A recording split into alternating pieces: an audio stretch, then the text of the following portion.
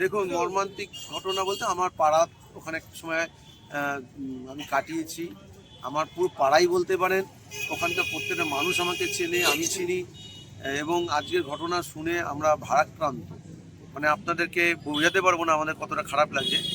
আর এই এলাকায় আমরা থেকেছি, আমরা যতটুকুনি ছোটোবেলা থেকে দেখেছি, একদম ছোট বয়স থেকে। মানে এখানে বড় কারখানা ছিল, মহাবীর কারখানা, বাজি ফ্যাক্টরি প্রসিদ্ধ ছিল, সারা ভারতবর্ষে বিখ্যাত কারখানা ছিল। এবং আমাদের এই এতটা অঞ্চলের মানুষরা একটা সময় পুরোটাই এই বাজি কারখানার উপরে নির্ভর ছিল।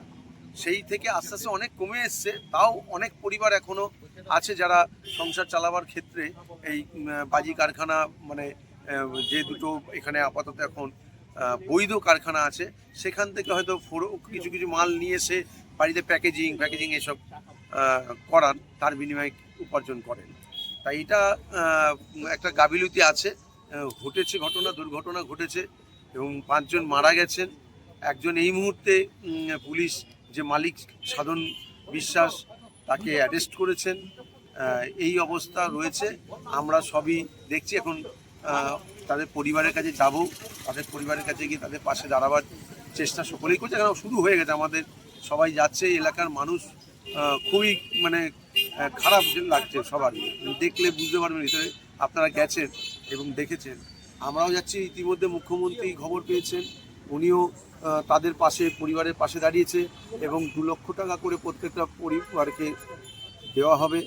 তা পরিবারকে দেওয়া মানেই যে এই নয় যে তাদের ক্ষয়পূরণ হলো, ক্ষতিপূরণ হলো। মানে উনি পাশে দাঁড়িয়েছেন, আমরাও যাচ্ছি, গিয়ে তাদের পাশে দাঁড়াচ্ছি। কর্মসংস্থানের কিছু ব্যবস্থা করা হচ্ছে তাদের, কারণ ছাড়া কিন্তু পেটের দায় গিয়ে এই কাজটার সাথে যুক্ত ছিল। একটা কথা বলি, কর্মসংস্থানের বিষয় বলতে এই বাজি কাজগুলো করে মানে ক্ষতি হতো শারীরিকভাবে, আবার পাশাপাশি এমন একটা জায়গা রোজগার করতে পারতেন ঘরে বসে বা অল্প একটু টাইমের মধ্যে একটা টাকা, যাতে সংসার চলার ক্ষেত্রে খুব সুবিধা হতো। সেই ক্ষেত্রে দেখা যায় যে যারা এই কাজগুলো করতো, তারা কোয়ালিফিকেশান নেই তাদের, একদমই হয়তো অশিক্ষিত। এবং সেখানে আমাদের কাজ করার ক্ষেত্রে, এবং বয়স হয়ে গেছে, কারোর দেখবেন 60 বছর বয়স হয়ে গেছে, কিন্তু তার পরিবারে অভাব। এখন কি করবে, মানে কোনো রকম এই কাজগুলো বাড়িতে নিয়ে করে